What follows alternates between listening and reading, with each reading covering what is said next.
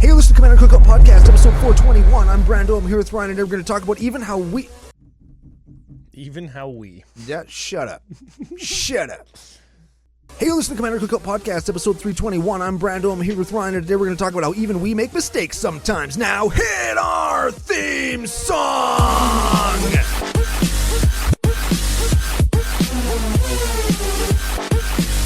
Did you mean to do that? No. You said 321? Did I say 321? Yeah, you said how even we make mistakes. Yes. That was definitely on purpose. Yep. You know what else is on purpose? What is it? When I say, hey, Ryan, we're back for yet another whirlwind adventure. How you doing? Good. What is going down? Whole bunch is going down. We're finally going to justify all the haters. Oh. We're gonna feed the trolls. Yep. And we're gonna just admit all the times that we've fucked up in our Magic the Gathering careers. Talk about things that we get wrong and hopefully help you avoid the same mistakes. We just whacked hands. If you would have saw if you were watching on YouTube. Which you should be, because Joe looks really good and works really hard to make us look good. Anything right. Joe looks good. We're bumping hands, but saying the wrong numbers. Joe does look good, though. He's a handsome man. Oh, yeah, he does. Yeah. Yeah, he's a handsome man. He's a professional fucking athlete. All those guys are very good looking. Yes. Mm-hmm. Yes. Mm-hmm. Yes. If I learned anything about professional athletes, it's that they're all very good looking. Yeah. Yeah. And if you want to improve your looks, this is how you do it. Yeah. If you want to attract partners, Oh, yeah. sexual or romantic, Yes. You save money and have more of it in your pockets to wine and dine them. How are you going to save money? you're gonna save 5% off. Save. I'm doing it on purpose now. 5% off everything you order from FusionGamingOnline.com. There are official business daddies here. Where are we? Commander Cookout Control Room, Space Age. Thank you very much. And you're going to save 5% off everything you order. That's gaming supplies, that's Magic cards, Pokemon cards like Ryan did for his kid's birthday or kid's friend's birthday. Sure. Anything you want. Playmats, board games, boxes. Yep. What else can you get there? Books, Juice, D&D maybe? stuff. Dice, Yes. sleeves, Yes. dice rolling towers, the boxes that the Secret Lair Ultimate Editions come in, but without cards in them. Or with cards in them. You can save 5% of both those things. They do have secret layers sealed or open there, yeah. Yes, Yeah. on a big shelf. I was very excited when I saw we've that. been there. It's a cool little store. Yeah, like it's really it's neat. all merchandise. They got like framed like art prints and stuff. Very professional. And they got this really cool area in the back where like all the cards are, and they're all arranged in boxes. Yeah, it's and called stuff. a warehouse. Yeah, it's a warehouse. Yeah, That's yeah. what it is. Yeah, and we've then been there's there. like a pretty girl and then a pretty man that both sat back there, and Yes. they both like find the cards and stuff. Yes. And that was, I don't know if those people are still there, but if you are, hello, I think you're good looking. Attractive people could pick your card order for you. Maybe some of their smell will get on the cards. That's a selling feature, isn't it? I mean, maybe to some people. I still haven't washed my arm from the time Elle touched me. Ooh, gross. I know. Yeah. I know. Wait until I meet her in Chicago again. And I get to You touch me show your arm, it's just all again. moldy and hanging down, got gangrene and stuff. It's all Yeah. taped up. Yeah, girls love that stuff. Yeah. So, a couple more thanks. We got to thank Pile of Bones, official beer sponsors for CCO's Sidewalk Slam Season 2. Game 3's coming up, and we did drink some Pile of Bones while we were setting up, and we showed the beer off on the game, the episode. Is that the Fruit Loops one? No, that's number 4. Oh, they make a Fruit Loops beer. I've bought lots of it. I bought a responsible amount of it Hey, because there we you should go. always enjoy beer responsibly. Very much so. That's very important. much so. We talk about drinking it all the time, and take care of yourselves and each other. That's some Steve I Wilkos got shit. one. I got one here. What you should not do responsibly is go to commandercookout.com and find the store and non-responsibly buy all the dice, all the shirts, all the toques, all the tokens. They're all there. All of that support helps us out with things like the CCO experience that we just got back from, even though we haven't left yet. Yeah. Helps us with things like microphone upgrades or studio upgrades when we need like Sidewalk Slam. Was it number 2 where we had a light burnout right on our recording? So all that kind of stuff. The support on the store helps out greatly, as does the support at patreon.com/CCO Podcast. You get into our Discord, you get your decks featured like yesterday's Judith, the Connoisseur of Pain deck, or whatever her name is. Carnage Connoisseur, yeah. All those little perks, being part of our community, getting invites to the CCO experience, all great reasons to support. Mm-hmm. So, with all that, I'm just going to check the show notes. We talked about Sidewalk Slam. I don't have a deal of the week again because remember we're in the future, but we just did order new stickers. Yeah, they're so dope. I don't even Dope. I think I'll send. If I remember to send the image files to Joe, he'll put them on the screen. But if I didn't, he'll probably just troll me. Well, so good. Either way is good. Yeah. Either way is good. So we got a bonus episode today. Yeah, it's and the last episode of the month. Yep. We had this idea because we're frickin' right all the time. About everything. Most things. Everything. We're right. Well, if we were right about everything, this show wouldn't exist. Are you saying that I was wrong just now? Yes. Oh, wrongception. So we make all these predictions all the time, and we play lots of Magic. And people ask me, I don't know if they ask you, but a lot of the times I'll walk into the LGS because I'm always late. Yep. Somebody will be like, "Hey, come look at this. I got a question," or Ryan, come answer this thing, or all the time. Look up this thing on your phone. Like, can you figure out how this interaction works? And like, we're dumbasses, and we make mistakes on the show all the time. Look at us. We're stupid. And we make mistakes on Sidewalk Slam all the time that Tyler finds or Jenny McCarthy's brother finds. And people tell us in the comments that, no, it doesn't work like this or that. And we wanted to share and highlight some of the things that we get wrong and spread some humor and spread some humility and a little bit kind of just talk about how we deal with wrong game states or, people maybe scooping and figuring out they didn't have to and kind of the butt hurts that come with all of that type of stuff, right? So we've got some examples of where we've been wrong and abilities that we get wrong all the time. Oh, yeah, man. Like, I still don't know the difference between menace and intimidate. That's not something I do for the show. That's when somebody, nobody says it has intimidate anymore. But it's like, I have menace. I'm like, what about that? Fear? I know what fear does. Well, fear. Okay, so let's get into it. Let's say what we got wrong or what we don't know, and then what the actual answer is. Because I got you on this one. Fear is so easy. Fear is it can only be blocked by black things or artifact things. Yes. Now, intimidate is that, but for the color of creature it is. So let's say I've got a green creature with intimidate. Sure. It can only be blocked by other greens and artifacts. It's fear, but for the color that the creature is. Why don't they just a rat fear? Because fear is a specific thing. That's stupid. So is partner. menace has to be blocked by 2 or more creatures. Sure.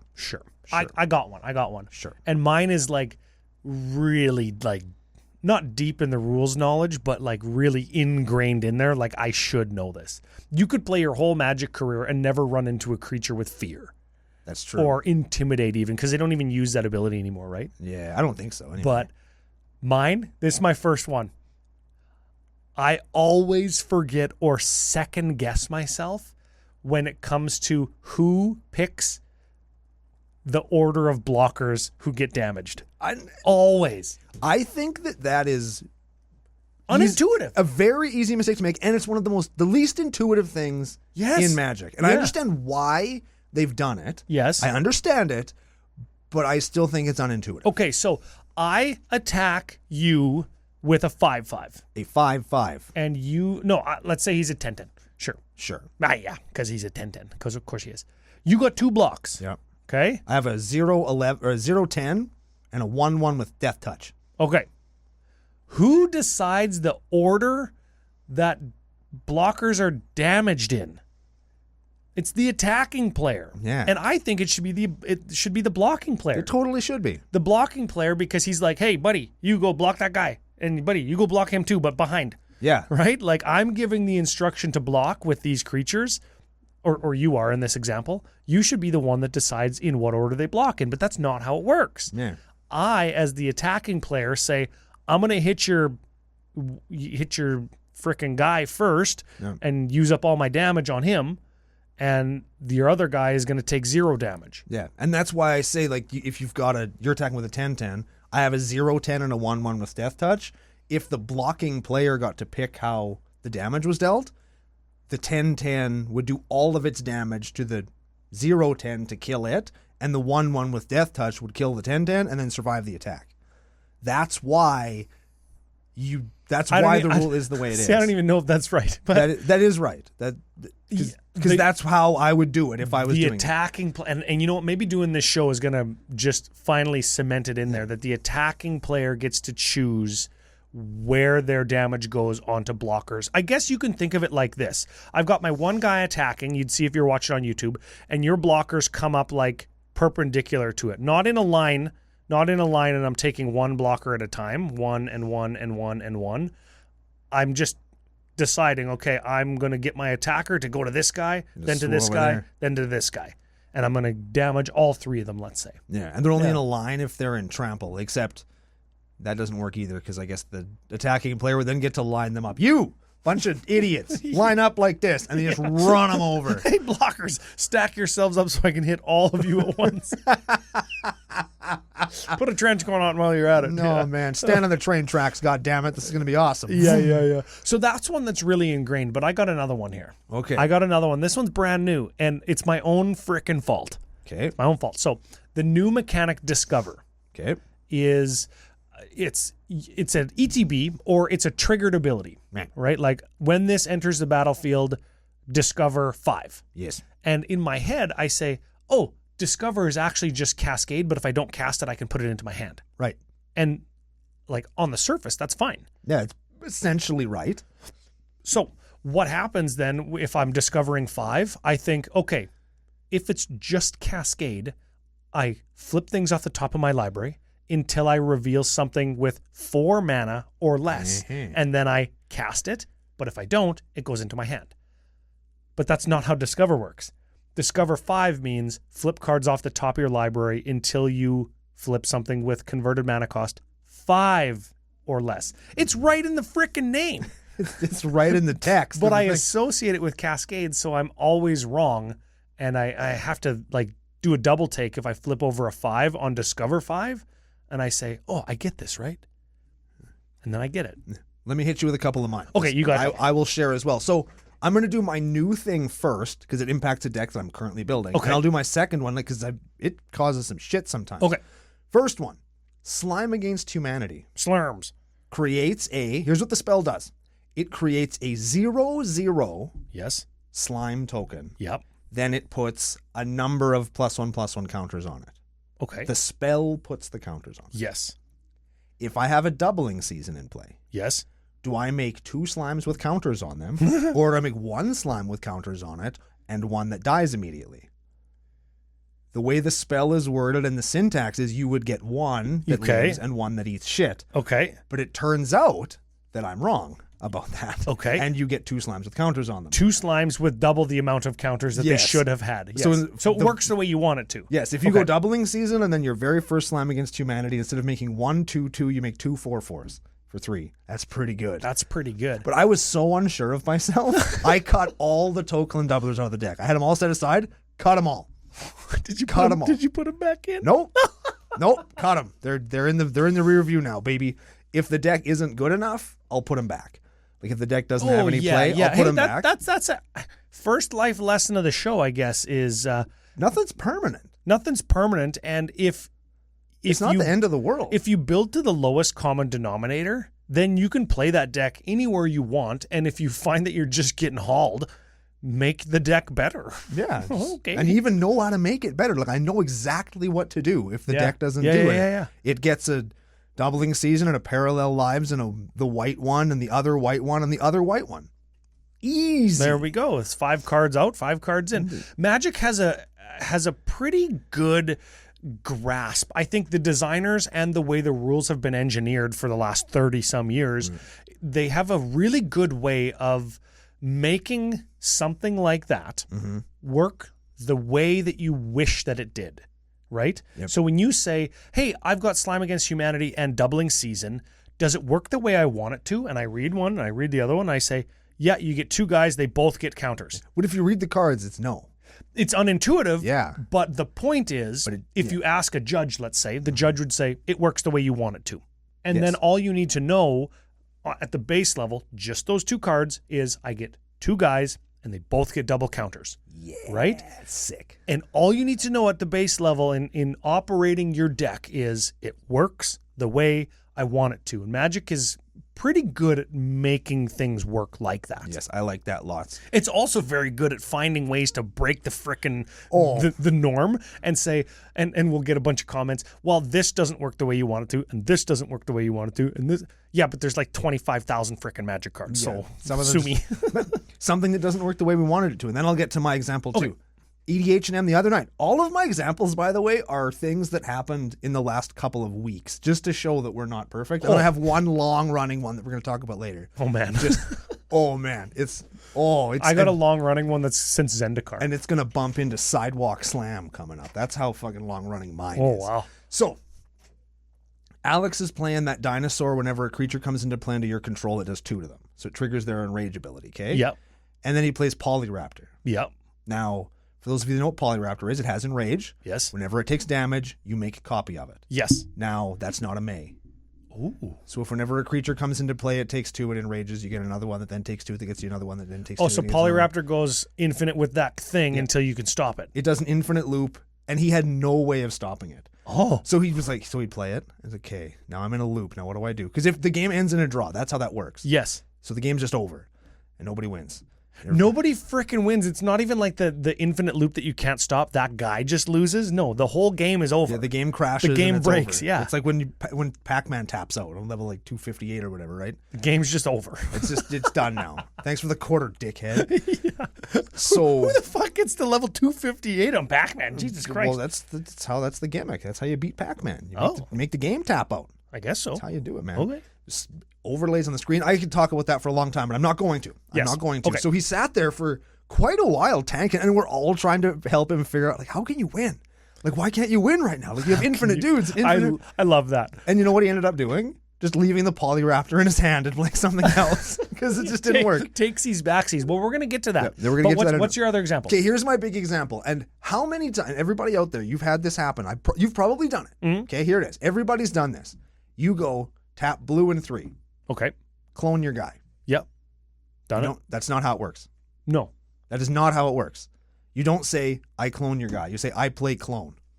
Yes. And then everybody goes, well, what are you cloning? You say, well, does my spell resolve? Yes. Because it doesn't, air quotes, target things until it's in play. Once they say, okay, you have played clone, you have cloned whatever it is you want to. And it enters the battlefield as a copy of a creature, right? Yes. And if you say, okay, I'll clone your commander, and then buddy over there is like, oh, I don't want to deal with 2 Ulamogs, I'm going to counter that. It's too late.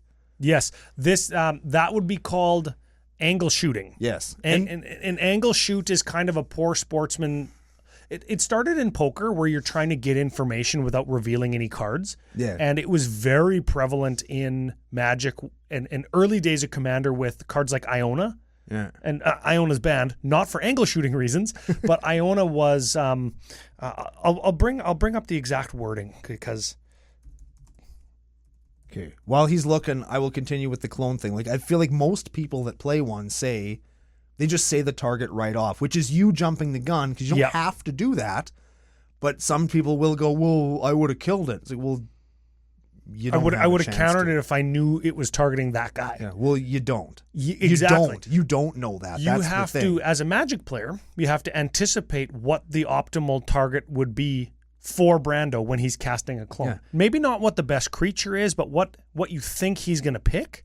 And that's why people don't like chaos stuff. Like when clearly the best target, if there was a frickin' Ulamog, yes, you'd clone the Ulamog, probably. Yes. Right? But if all targets are random for whatever reason, then it's like, I hate chaos because I don't want to frickin' counter the clone if it's going to randomly select the Llanowar elf, but I do want to counter it if it's going to randomly select the Ulamog. But here's the kicker with that. Okay. Clone doesn't target. Clone doesn't target. It doesn't target. You choose something, and that gets around Shroud, it gets around Hexproof, protection from blue. Like, Clone has so many little teeny weeny Do you play things that are Lightning Greaves in your clone deck because clones don't target, so you can get away with Lightning Greaves versus Swiftfoot Boots?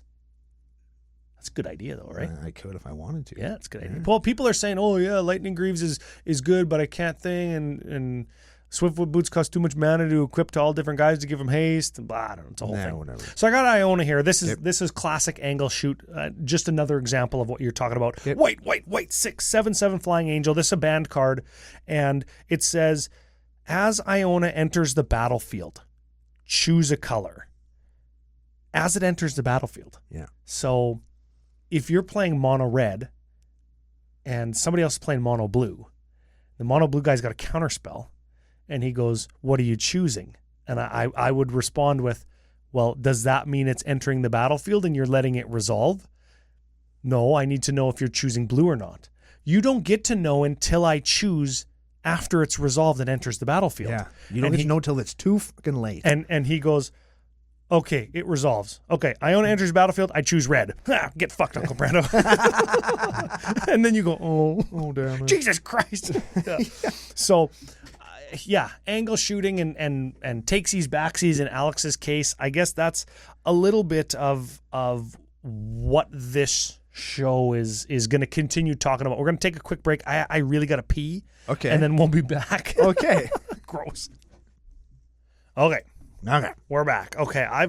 We talked a little bit about takesies, backsies and stuff. So what is it takesies, backsies, Ryan? In case people don't know. Yeah, okay. Takesies, backsies is like when you cast something and figure out that it was a mistake or it was wrong strategically to do, and you change your mind after you've kind of like taken your hand off the chess piece. You know what I mean? Yeah. I want to undo that, untap my mana. I change my mind about wanting to cast this spell. Yeah, or you've played something and let's say like you needed that green for the next thing you were going to do. Ah, crap, I tapped wrong. That's like a takesies, backsies 0.5 is like changing how you tap your mana. Yeah, or I forgot to play a land last turn. Can I just put it in? Yeah. Sure. All those things are takesies, backsies related. And some people house rule those. Some people are strict on themselves.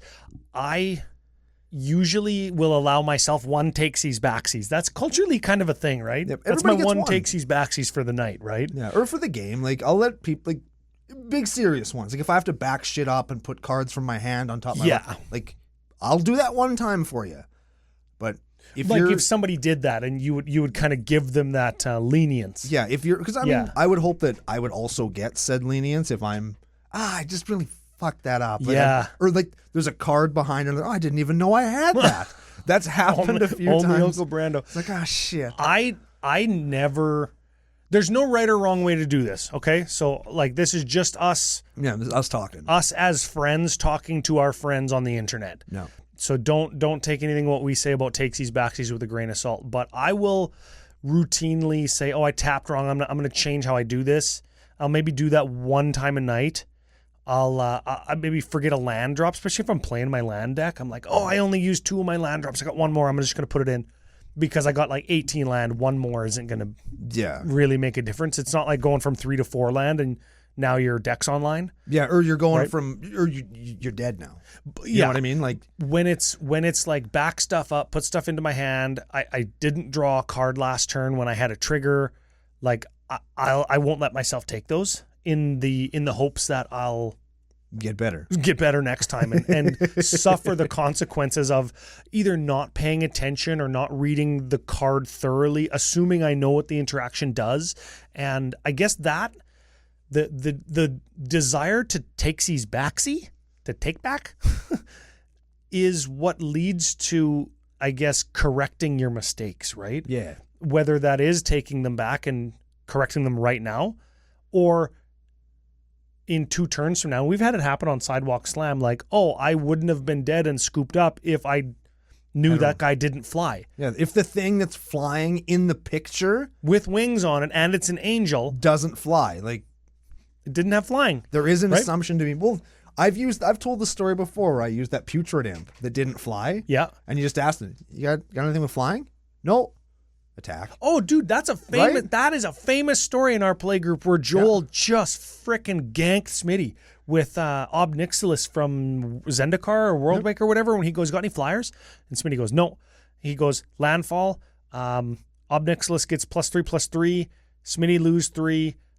For 6. Attack you for 6. And Smitty took 9 damage and he's got like a plethora of blockers.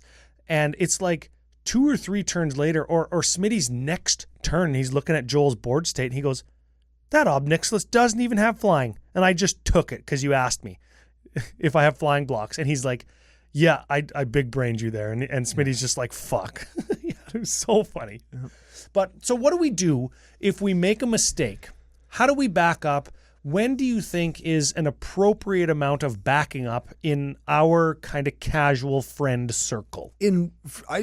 I have a really short and sweet answer to this question, actually. Maybe if you're still for me, this is just playing with me, because I know people fuck up. And I myself have fucked up. And we'll talk about that in a little bit. But I think just to keep the game fun and fair, like, just back your combat up, try again. Yes. If you screwed that up. If you've drawn half your deck and realized that you couldn't have done that, we got to figure something else out. Yeah. And okay, so if you fucked your combat up, back up and try again.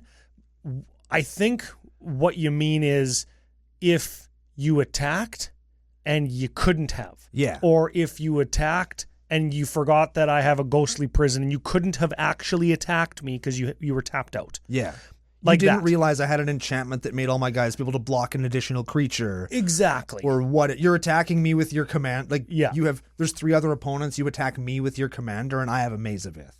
Yes. Like, you can re-attack your attackers. But anything to do with that where we can just untap a card and back it up. Yeah. Like, you've given me information for free.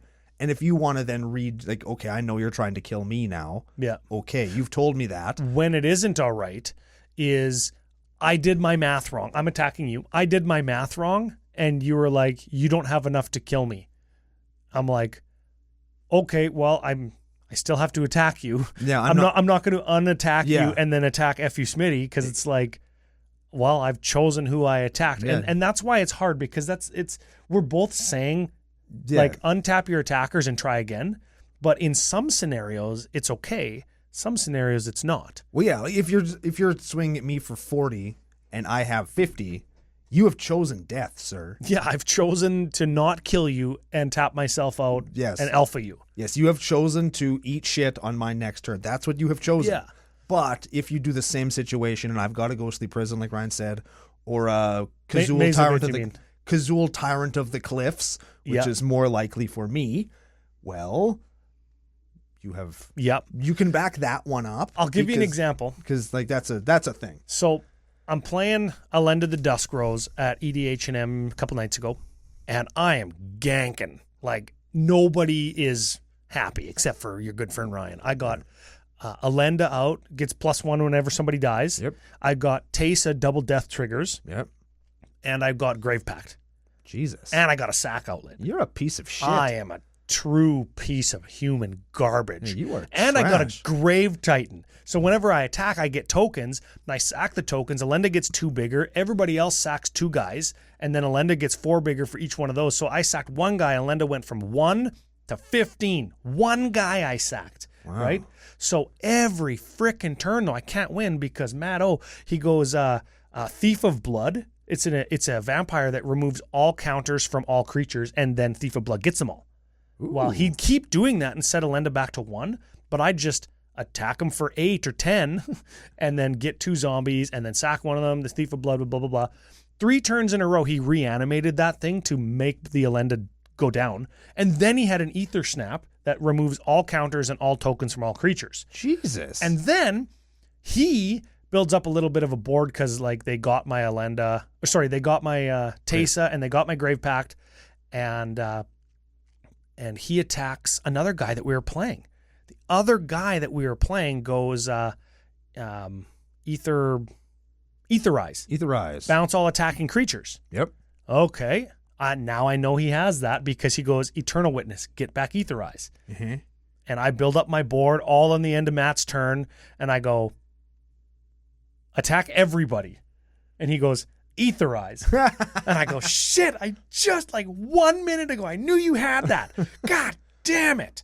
And I'm like, I can't back it up. I committed to putting everybody to fucking 5. Yeah, so then I could Gruesome Fate them and everybody loses life equal to the creatures I control. Yep. Gruesome Fate's a sorcery though. So what do I have to do? I have to eat shit and sacrifice all my guys to my sack outlet because they're going to get bounced anyways. And then Sakalenda, I made 30 tokens, and then post-combat, he was still at 40 or something, lose 30. I still etherized. I still put him to 10 or 5 or whatever, but I didn't kill him. And I had to eat it because I knew he had the card. I attacked wrong. And sometimes when you go all in like that with the aim to win, you're punished for it. And you screw up, you don't get a takesies backsies, right? No, like if somebody gets you, you don't get to go, no. No, and you'd think, oh, he got me, but I knew he had it, so I would have done that if I remembered. Man. Well, it's on me to remember that, especially because I'm the more experienced player. He'd only played for a year or two. I've been playing for 22, right? Like, I know he has it. Yeah. And I'm winning the game, Grave Pact and double Death Triggers and Grave Titan. Yeah, you deserve to get etherized. I deserved it because I was a piece of shit. Yeah, like, get bent, you piece of garbage. So, you suck.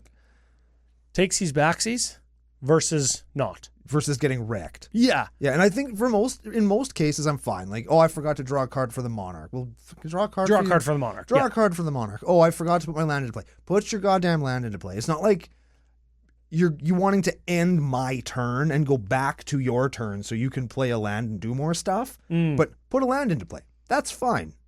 Yeah. Oh, yeah. If I had one more land, I could have done this and this and this. Oh, and I could have had the land. And I forgot I had the land in my... or I had a Oracle of Moldai. I could have played it. Yeah, like there are situations that are like that or whatever, and those are, you can work around those, and I think that that's fine if you make a mistake or ball something up or ruin a rules thing. Yeah. The feels bads is when you kill somebody. We used the sidewalk slam example of when I didn't block something that I thought had flying, but it didn't. And they're dead and they're shuffling their cards together, and then player 3 looks over and says, hey, hold on a sec. Yeah, you're...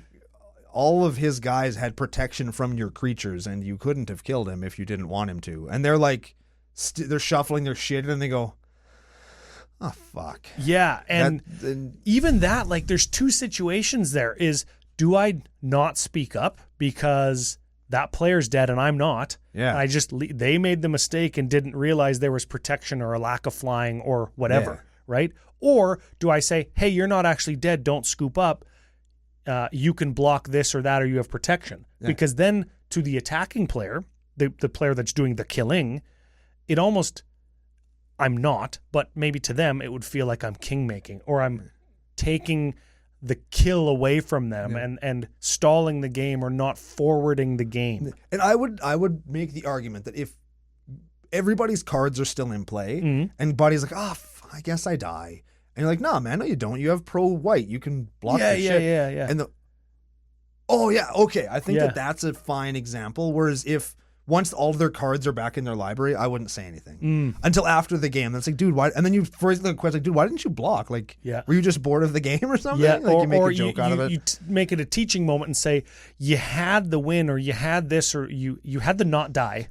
It's the opposite of the win, I guess. Yeah, you picked the die, but you had the not die. Yes. Or why did make decisions, sir? Exactly, and get them to walk through it. Maybe they missed it. Maybe they can justify what they did and it didn't work out. Like, if I blocked this way or attacked this way, I would have seen an extra card, and I could have gotten more damage, but it didn't work out and I died. Maybe they were at 75 life. Okay, and here's the Uncle Brando scenario. And they had 5 basics in their hands and a bunch of do-nothing assholes in play. Yes.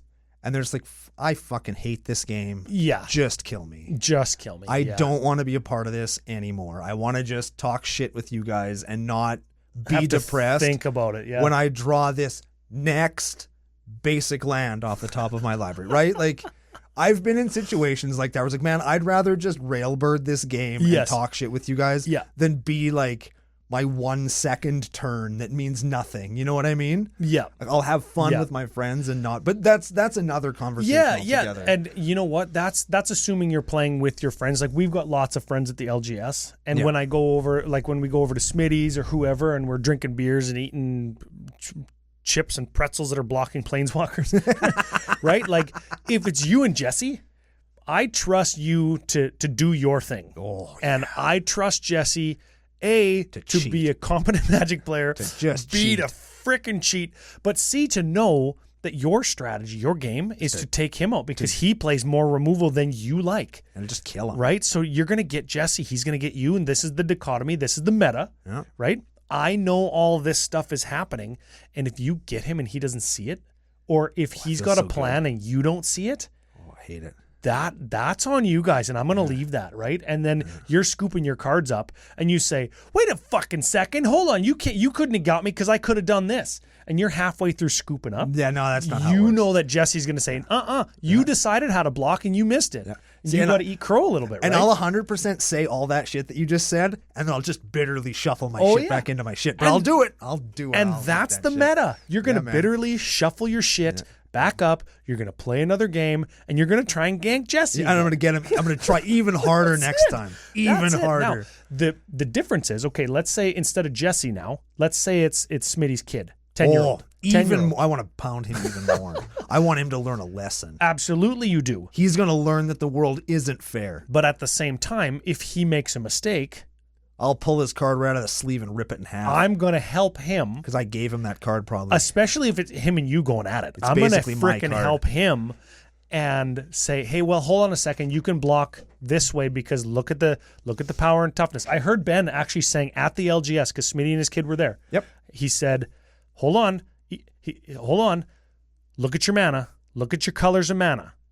Look at your colors of mana. What can you do with it? Don't just tap them yet until you look at the colors of them. Because Ben saw what was in his hand and saw that there was specific pips in his hand. You don't want to be playing with somebody you've never played with at the LGS. You're a 10-year-old kid with a grown-up helping you and make the wrong decision. But Ben also doesn't want to tell him what to do. Yeah. Right? Or say, hold on a second, opponents. This 10-year-old needs to take seas back season. I'm a grown-up. Yeah. Right? You can't do that. But no. Teach the kid how to play Magic. Look at your mana. Look at the cards in your hand. Make sure you tap accordingly because you have enough to play both. And then he ended up winning the game. Yeah, they were that was a really good teachable moment for that kid too, because he was playing with Ben and Aiden, who are more than willing to help him out, and Timothy, who is fine, but he can be very difficult to play with because he's. And this is a play. This isn't part of what we're talking about today, but he's one of those guys that'll theory craft his turn while playing his turn. This takes these backsies because he'll go like right into a turn. He'll go right through his attacks. He'll go, oh wait a second. In my first main phase, if I had done this, I could have had more damage here. And then he'll try and back it all up. Yeah, and you got to say, well, hold on a second. You're gonna have to do that next turn. It's like, whoa, bro, like we've all drawn like cards from what you did, and there's blocks, and like we have so much information about what everybody else has. He countered a spell, I used a removal spell, we can't back it up anymore, man. And like, when you're in the thick of it, like on a turn 8 when 3 or 4 people all did something, that's when it gets complicated. And we're lucky, like on Sidewalk Slam, like we can say, hold on a sec, like let's just all think, and a lot of that stuff can get cut out. Like we've had mistakes, I think, in all of our games. And it's funny, one of the players in game 4, it's not even out yet, said, man, I was kind of nervous at the start of the game being on camera, thinking like people are going to see me screw up and stuff. So for a few turns, I just like life from the loam and kind of missed playing my commander and didn't start doing my deck because I just went like to comfort mode and wanted to get value out of life from the loam. And I ended up not really doing anything in the game. I hope the game's good. And the game was great. But when there's all these things happening all around you, like you're going to miss stuff. You're going to not focus on what you should be focusing on. Is that the game where I did the thing? What's the thing? Kill your good friend Ryan? Obviously. The thing, though. Remember, one of the games, teaser for season 2 of Sidewalk Slam. Well, we've got 2 recordings that aren't out yet. Brando did the thing. Was it Brash Taunter? That I have dreamed of doing since I came back to Magic in 10th edition. I have dreamed of doing the thing, and I finally got to. And it felt exactly as good as I always envisioned it. What the hell is the thing? And it was exactly as funny as I thought it was going to be. It was everything I wanted and more. And we got it on tape for one of the games on CCO Sidewalk Slam Season 2. I remember that you did what you called the thing, but I don't remember what the thing was. Don't spoil it. No, I won't. Don't spoil it. I don't even know what it is. Good. You're going to have to spoil it for me. Good. No, I'm not gonna. You can see it when you watch the episode, just like everybody Me else. and Tyler will see it when we're cutting through all the Oh, footage. it's gonna be the Pile of Bones play of the game. It's gonna be the Geekwood.ca play of the game. It's gonna be the FusionGamingOnline.com. Use CCO promo code CCO Summer to save 5% off your entire order. Play of the Millennium. Okay, because it was so good. It was so good. I don't even know what it is. Good. Because it's going to be really funny when you see it. Well, frick. There's people out there that are probably thinking, it's like, oh man, I hope that it's... Did he Infinite Brash Taunter? Did he Star of Extinction Brash Taunter? It was... Did it even have to do with Brash Taunter? Had nothing to do with Brash Taunter. I know. You cheated on Brash Taunter? Brash Taunter wasn't around in 10th edition, right? 10th edition's the only hint I'll give. And there are people out there that know. They fucking know. The other two people in the game, they're watching the show right now, listening to the show, they know. Oh, they know. Oh, yeah, they know. And I'm so excited for everybody to know. I can't wait now. Oh, I can't wait. And did it involve take-seeing, back-seeing? Oh, it certainly did not, sir. Oh, it was much better than take-sees, back-sees. It worked exactly the way I wanted it to. I feel like I'm playing a trivia game, but the trivia is all based on Sidewalk Slam. Yes. But only 2 episodes that aren't even out yet, and one of them was recorded like months ago. Then you probably know what the thing is. You just are forgetting it. You know it. Which game did it happen in? Give me that hint. The most recent one. Oh. What deck were you playing? The one that we're going to talk about on this episode of Commander Cookout in a few minutes. Oh, well, I've got my next card that I never get right. Just to keep things lighthearted. I will never... I looked down at his screen, behind the curtain, I looked down at the screen. Iona, you piece of garbage. What the hell? You are truly a piece of shit, right? What the fuck? Nope, this one. Ever since Zendikar 1.0, baby, oh, man. I will never understand what this card does. What is it?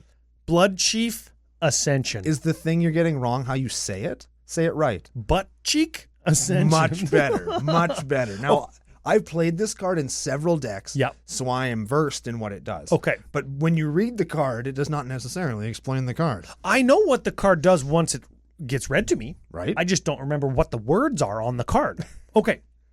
At the beginning of each end step, if an opponent lost 2 or more life this turn, you may put a blood counter on Butt Cheek Ascension. What kind of counter? A butt counter. Correct.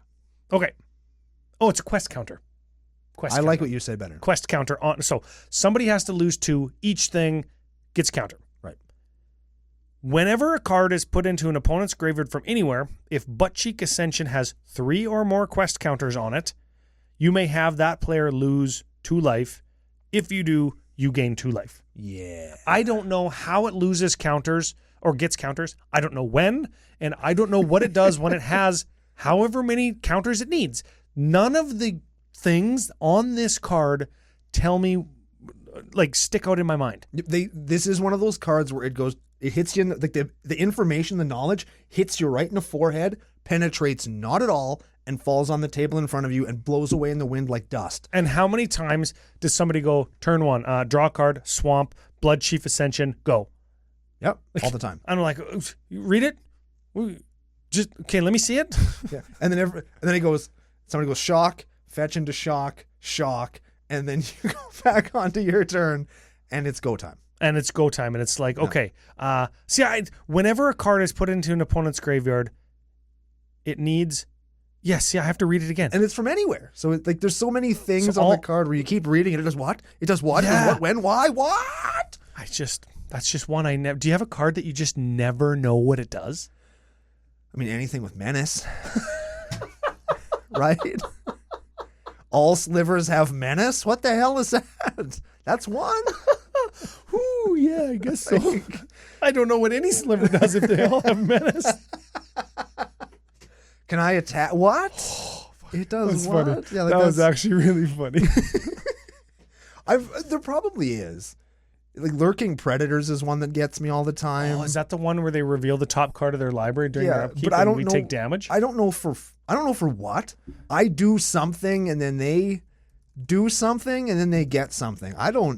Whenever an opponent casts a spell, so whenever they do frickin' anything, they do something. But Okay. it feels like it should be like non-creature or creature or right? Oh, whenever an opponent casts a spell, reveal the top card of your library. So whenever I cast something, you would reveal, if you own this. If it's a creature card, put it onto the frickin' battlefield. Otherwise, put it onto the bottom. I run into all because it doesn't feel like a card that should just be whenever you do anything, I might get something. It's pretty good. Very good. It's a very good card. That's a good card, yeah. No, not in Slam Against Humanity though. No, because Slam Against Humanity, not a creature. Correct. Can't put that in. Yes, yeah, you're right. Correct. Should we talk about my longest Yes, serving thing that I get wrong all the time? yes, 100%. Okay, let's start a new recording. Okay. Let's start it on that. I remember the frickin' thing. I remembered the thing in between recording. I'm not going to spoil it, but I told him. Well, I didn't tell him. he didn't tell me. But I gave him a hint. He said, you had me on it. You knew what it was when it happened. You had me. I was like, oh, I remember. It was the funniest. It was very funniest ending to a game of Sidewalk Slam there ever will be. I will guarantee it. I bet you it is. It was lots of laughing. Let's talk about a big mistake that we actually ended up making on the show, you and I together. What? When doing a deck tech. It's not conspire. Oh, not Sidewalk Slam? Not Sidewalk Slam. Okay. On the actual show. Okay. And it's a mistake that not continues to plague me, but it's a deck that continues to show me that I I'd know sometimes what this just is. have a hard time paying attention to what the fuck I'm doing. Mm-hmm. And Joel put on the screen if you're watching on YouTube so that you can read the text on Obeka Brute Chronologist. Yeah, that's a card. Now, the first time we built it for the show, I built it as a pirate-themed deck where we, as the player, were the pirates. And we were stealing things and using lots of threat and effects. And then the way we had the deck, in my mind, when I theorized it and built it, you would threaten a creature and then use Obeka to end the turn and just keep the creature forever. Mm-hmm. Which isn't how that works. And I think that and now that Obeka has continued to be both a lot of fun and very burdensome as she has evolved over my deck building career, because she has now turned into a universes beyond. Every card is just insane. There's so many triggers and so much layering and so much cumulative upkeep and how it works, and just end step triggers and when at end of turn, at end of next turn, like so many things. I can't wait to find all the mistakes in that Sidewalk Slam. Right? Oh. And how many mistakes do I make per game that I catch? So many. Like, I love playing because I'm learning to be a better Magic player by playing it, because it's so goddamn hard. When you catch a mistake and you force yourself to live out the missed trigger and not get it, or when you actually have to like eat crow and say, hold on guys, I made a mistake, and you have to like do that admission of guilt, and that it's hang on, I couldn't have done that, that's my bad, I'm sorry. and you have to like go back and eat crow, and it's not like pure humiliation or nothing, which is a very effective teaching tool, but it's like the least form of pure humiliation, where you have to be humble and use humility and say, hold on, I couldn't have done that. Don't scoop up yet. Let's keep playing. Yeah, no, I effed that up. That's my bad. And Obeka does that. In spades. Obeka's the deck that just does that so much. She's your dommy mommy. She'll step on you. Oh, I hope so. Oh. She'll punch me in the face to turn me back into a 16-year-old boy. Yeah, she got blue skin too. You'd like that. I do. Yeah. I do. I think that's cool. Okay. But the point is, that deck has caused me so many actual headaches from realizing that what I've done doesn't work. First of all, the original concept doesn't work. But then some other things that I thought wouldn't work actually do. Yeah. So you cut the one thing for the other thing. And then the deck's totally different because you got to do that like 25 times. Exactly. Then you got a new deck you got to learn again. Yeah, and then you're trying to learn all this stuff. And like, here's the thing that I think a lot of people miss. Yep. Myriad isn't at end of turn. It's end of combat. So when you want to end the turn at the end of combat, that also works with Myriad triggers and stuff. Like there's so much layering. It works the way complexity. you want it, but not when you want it. Yes. So you got to end during combat, which doesn't allow you to cast creatures or sorceries or enchantments or artifacts on main phase 2. Yeah, you're cutting your turn in half. Yeah. You know, of course, it is in order to keep like all of your stuff. 17 extra creatures. So I mean, that's take the good with the bad. Yep. But there's so many things that are so easy to miss, and it's so easy to make a mistake. And here's the both the best and worst kind of mistakes is one that you make over and over again, and everybody just accepts it because, like, it's a mistake. Somebody missed something in an explanation or an understanding, and you play through the entire game. That would and be nobody like, catches it. Like, let's just say I got the best example. I do it and I win the game. Yeah. And this is a real thing that has happened with this Obeka deck. I did a thing, and it worked the way that I thought it did. Everybody else thought it worked the way that I thought it did. I won the game. I came back next week with the same deck, did the same thing with a different effect, and was like, why isn't that working the way it was? Sorry, guys. Last week I shouldn't have won. I did it the wrong way. That's why I brought Obeka again, to like see if it can do it with right. And that's the humility. That's what it takes. And I did. And I was even playing with the same 3 people, and I won the second game too.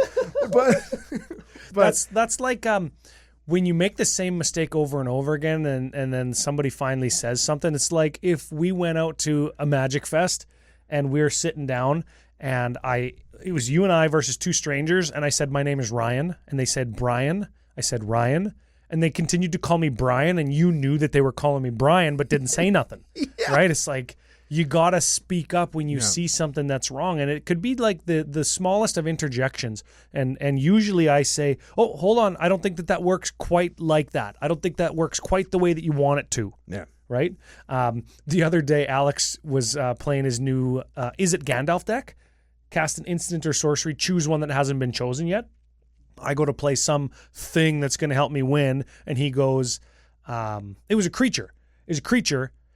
And he goes, Fierce Guardianship for free. I say, read the card. I was casting my Archimandrite again. Yeah. And I put Archimandrite down. He goes, Fierce Guardianship. I go, read the card. He goes, shit. Now you know I have that. Because it only counters a non-creature spell. Yeah. And it could be something as simple as that between friends. Like, I've got a section here, how to correct them.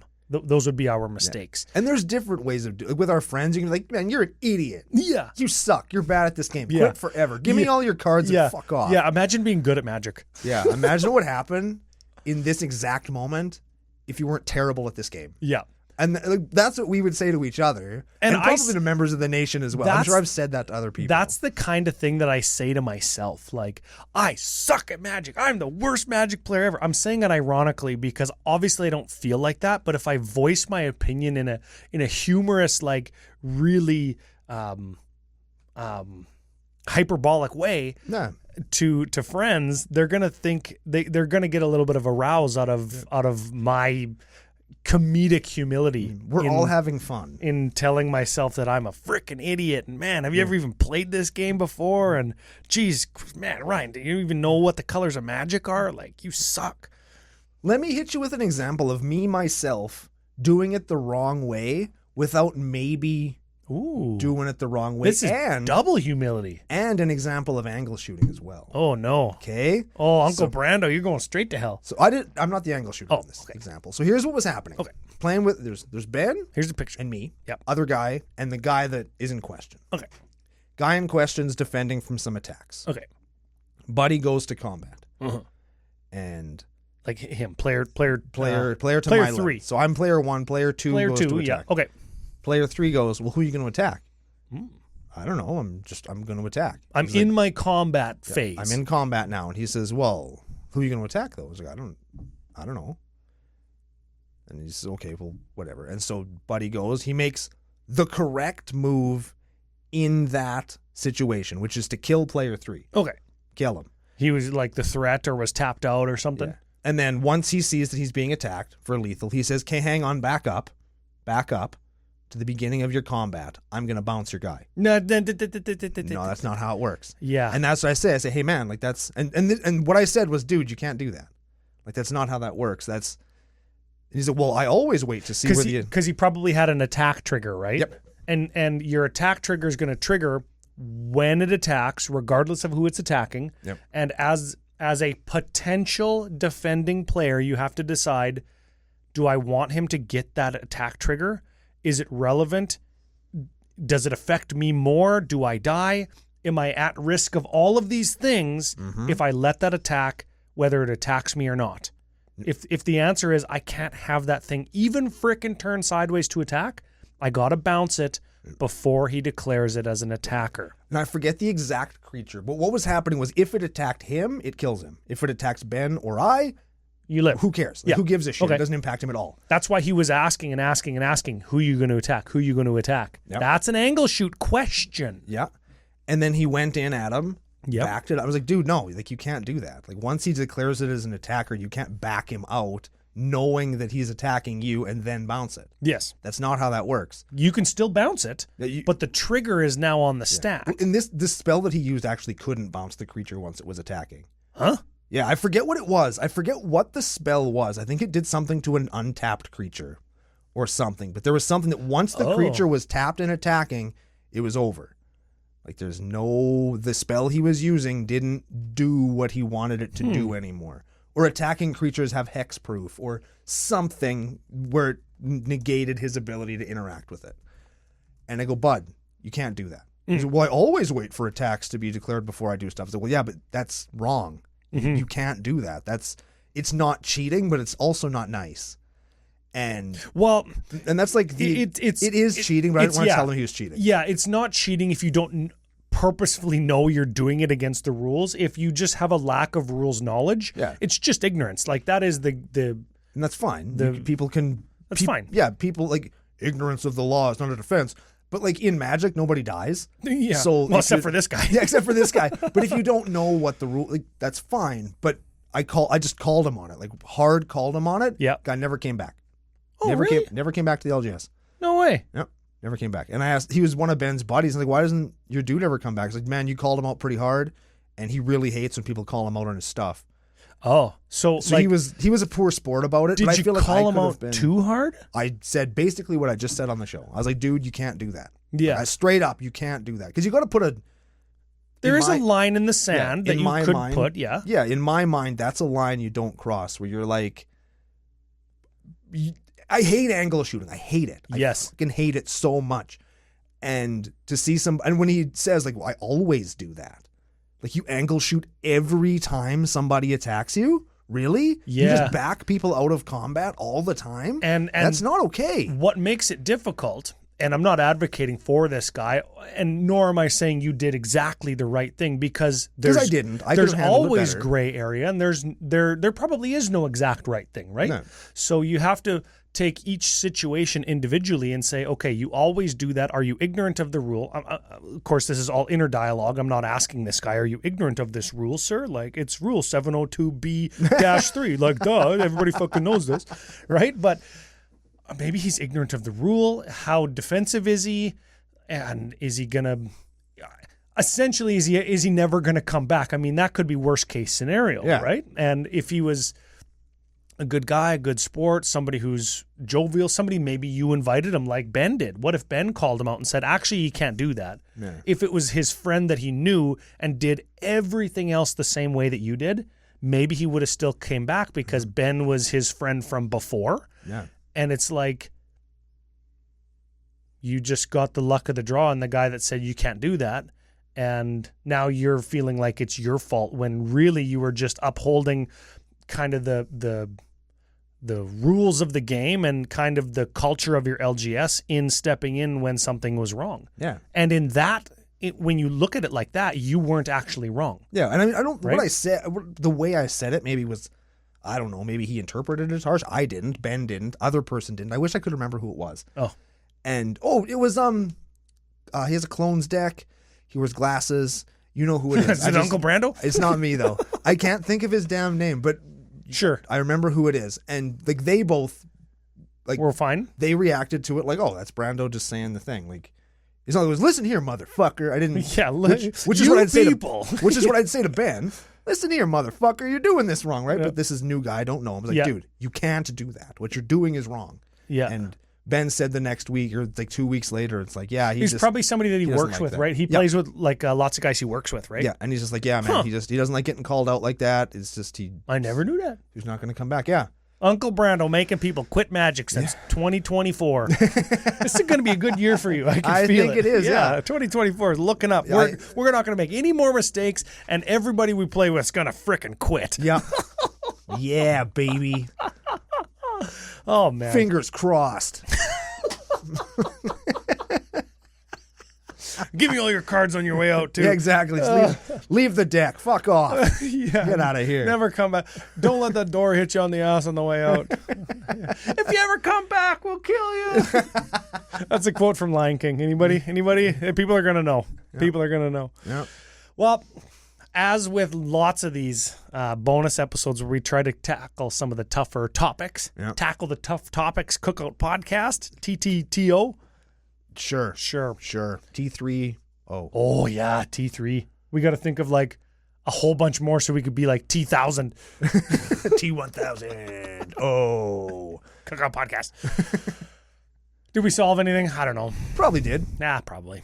But the point is, we also make mistakes. Nobody's perfect. And if somebody gives you actual shit over making a mistake, fuck them. That's the number one thing. Fuck them. Magic's really freaking hard. Yeah, this is a really hard... And Commander's the hardest... I would say it's the hardest format to follow. From a mechanical standpoint. Mechanically, because there's so much shit. Yeah. And there's so much shit you've never seen. And there's so many rules, and so many players are on different levels of technical skill, rules knowledge. There's such a wide age gap between the youngest player at your LGS and the oldest, experience levels, personality clashes, like everything. It's amazing that this game even fucking works. We play Magic with somebody that's been playing for so long, he plays lands in front. And he's just been doing it for so long, he does it like on a habit. Yeah. I play lands on the side. Like there's so many things going on that make the game difficult. So if somebody makes a mistake and needs to takesies backsies, most of the time that's fine and appropriate and actually good. Because everybody's learning. And leads to more positive outcomes. Yeah. And sometimes you're going to warrant a takesies backsies and somebody's going to say, no, you can take back. It's fine. Yeah. And you're going to say, no, I got to learn.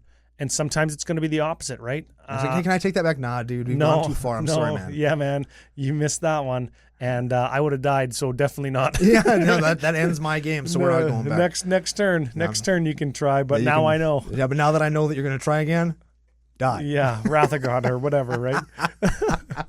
So there's no right answers, but we hope that when we talk about this stuff with some humility and humor and in a way that CCO Nation is receptive to it, that it helps. And if you want to read a card that you're going to have trouble with, Reconnaissance. There's one. Yeah. Who knows what that bullshit does? Yeah. It might be on the screen right now. It might not be. If you don't know what it does, head on over to Fusion Gaming Online. Take a look. Maybe you can buy one and use CCO Summer to save 5% on it. Who can say it's a cool card? I have one in the mail, baby. Oh, boy, I'm going to be that guy. I realized it'll untap my Phoenix and all the rebels she makes. Yes, at the end of combat step, within the combat phase, your creature is still an attacking creature, even though it's completed its attack and finished all its damage. And now I will untap it and remove it from combat. Smart. Yes. Yes, very good. Yes. Don't make any mistakes with it, though, because people are going to not frickin' believe you. No, they're not going to believe me anyway when they see what that card does, because reading the card doesn't always explain the card. Not in this case. But check out Fusion. Check out Pile of Bones Brewing Co. They are the official beer sponsor of CCO Sidewalk Slam Season 2, on which you will see me live the dream. And speaking of living the dream, we're going to do it again next week on a very exciting episode of Commander Cookout Podcast. Hit our theme song!